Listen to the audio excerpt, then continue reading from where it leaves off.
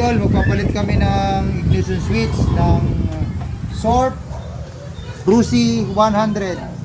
Ito. Yan. So, pares lang sila nung susi ignition switch ng Wave 100. Ang magiging konting problema niya lang ay yung lagayan dito sa may mismong chassis. Kasi yung isang butas, duling. Hindi siya pantay doon sa dalawang butas dito sa chassis. Pero pwede siya. Ang gagawin lang natin, lalakihan lang ng konting butas nung isa para pumasok yung bolt na ilalagay natin. So ito pang Wave 100, ito naman pang Rusi Surf 100. So pwede siya idol, pwede. Kung gusto nyong kung halimbawa nawala yung susi ng inyong motor na Surf 100, pwede po yung Wave 100 idol. Yun lang mga idol. Ito magiging magiging konting problema niya itong isa. Duling yung butas. Pero pwede siya, pwede. Ngayon ang gagawin namin, babarin na lang namin ng kunti dito para makita lang namin yung lagay ng thread.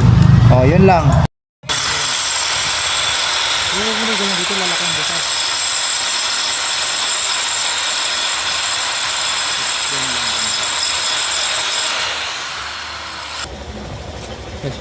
Isa pa.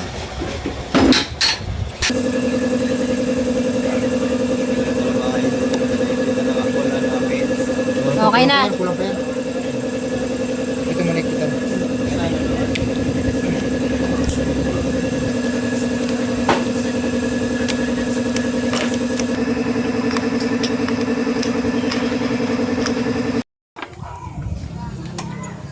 On.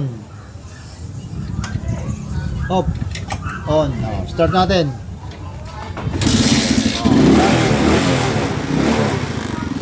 Tapos patay natin. Off. Geng. Sa uli. Start ulit. Yan mga idol. Kung makakatulong yung video na yun sa inyo, sa trabaho nyo, subscribe. Geng.